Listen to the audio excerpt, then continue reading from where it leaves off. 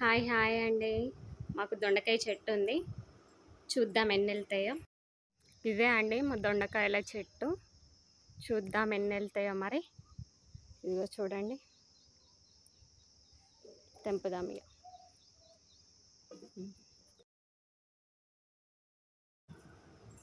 దొండకాయలు తెప్పుతూ ఉంటే ఏమన్నా ఎండ కొట్టిందా అసలు.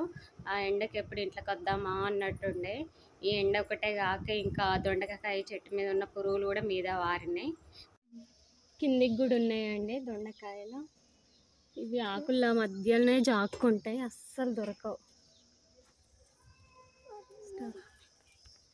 ఇవి చూడండి ఎలా జాక్కున్నాయో.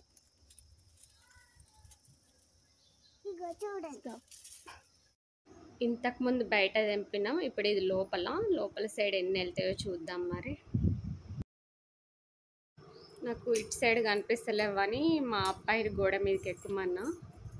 ఉన్నాయా నాన్న అక్కడ?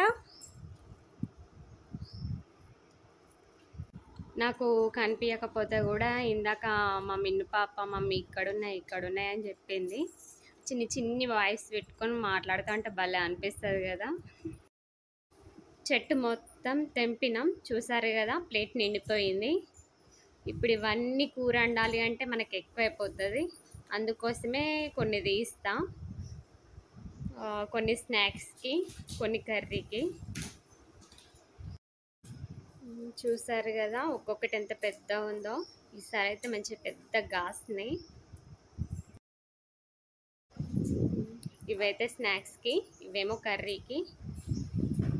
పిల్లల కోసం స్నాక్స్ అయితే రెడీ చేస్తున్నా. కరకరలాడే దొండకాయ స్నాక్స్ రెడీ. మా మిన్ను పాప నేనైతే తిన్నాం, చాలా టేస్టీగా ఉన్నాయి.